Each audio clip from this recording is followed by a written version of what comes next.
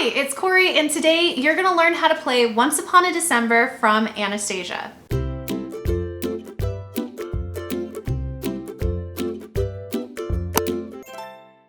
So I was really excited when I learned that Anastasia had been bought, I think technically, by Disney, but more importantly, and the happier way I like to think about it, is that Anastasia has now been welcomed into the Disney family. This month of November, we are doing a theme of Disney song tutorials. So I thought it'd be really fun to kick it off with this particular song. It's one of my favorites. It also kind of gets me into the wintry sort of mood, and as I'm not quite ready to say goodbye to fall because I really love fall. It is getting pretty cold where I live, so I'm trying to accept it before it happens. This particular song has 5 chords in it, and they are not the most common chords in the world, but it is the easiest version of this song I can do. It starts in the original key, and I am offering you a easier strumming pattern to make up for the fact that the chords are a little bit trickier, but it does mean that we are not going to be taking any key changes for this song. And while it's super cool and fun to be able to play and sing to, it's not the most beginner friendly. So after watching this video, if you are like, oh, this is too easy and I'd like to try a full version with the key change, make sure to comment down below and give this video a like. That will let me know that you want to see the full version, and I could very easily do a playthrough for that for you. Also, this sounds really cool with a picking pattern too, but I kind of left that out just to make up for the chords being a little trickier. So if you also would like to see a picking pattern, make sure to comment on that below too. So let's just get into it. First things first, let's make sure your ukulele's in tune. That's going to be a G on the 4th string, a C on the 3rd string, an E on the 2nd string, and an A on the 1st string. The first chord you're going to be needing to know for this song is going to be the A minor chord. You're going to take your 2nd finger, place it on the 4th string, 2nd fret. The next chord you're going to need to know is the A7 major chord. So you're going to take your 1st finger, place it on the 1st fret, 3rd string. You're also going to need to know a D minor chord, and that's going to be your 1st finger on the 2nd string, 1st fret, your 2nd finger on the 4th string, 2nd fret, and your 3rd finger on the 3rd string, 2nd fret. You're also going to need to know an E7. Originally, this song calls for an E chord, but the E7 is a lot easier to use. And it still sounds really good and offers actually, I think, a little bit more color to the chord in my opinion. So to do that, you're gonna take your 1st finger, place it on the 4th string, 1st fret, your 2nd finger on the 3rd string, 2nd fret, and then your 3rd finger on the 1st string, 2nd fret. And then finally, you're going to need to know the B7 chord, and if you're familiar with the E minor chord, which it looks like this, B7 is just everything moved over a fret. So you're taking your 1st finger and placing it on the 2nd fret, 2nd string, your 2nd finger is going on the 3rd fret, 3rd string, and then your 3rd finger is going on the 4th string, 4th fret. And there's your B7. So make sure that you are super solid on all 5 of those chords before jumping into the next part.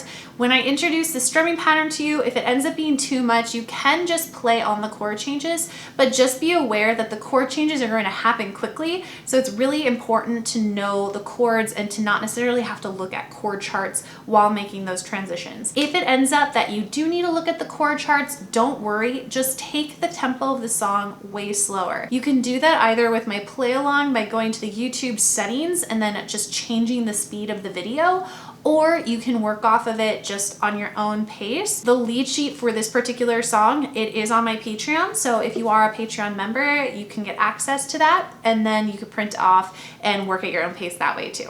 So what the strumming pattern is this song is a waltz. So it's going to have that 1, 2, 3, 1, 2, 3, 1, 2, 3 fill. But a lot of our strumming patterns in ukulele don't really fit that very well. So we're literally just gonna go strum 2, 3, strum 2, 3. So you can do this either just strumming on the 1 to play on the chord changes, or you can strum 1 down and then the 2, 3 on an up strum.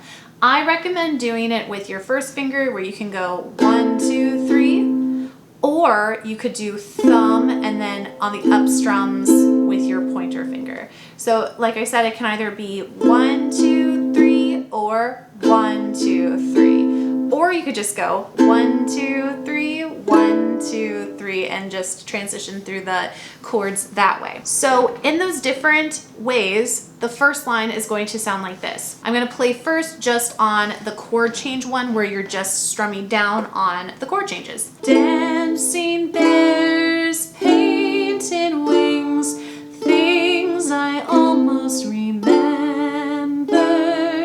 So that's what it's going to sound like just playing on those chord changes on a down strum on the 1 beat. But if you want to do the full strumming pattern, it will sound like this. Dancing bears, painted wings, things I almost remember.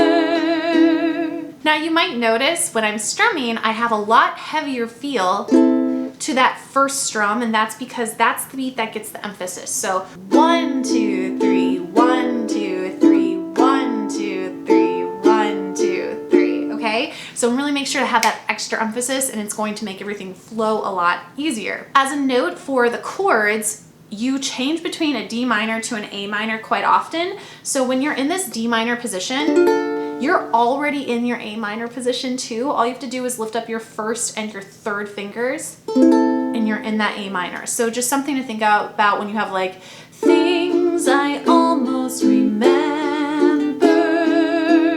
You don't have to actually move your hand that much. You're just moving up those first and third fingers and keeping that second finger in the A minor position. Now, in this playthrough, there's going to be an interlude where you're essentially repeating the verse section, and then it repeats through a lot of the words too.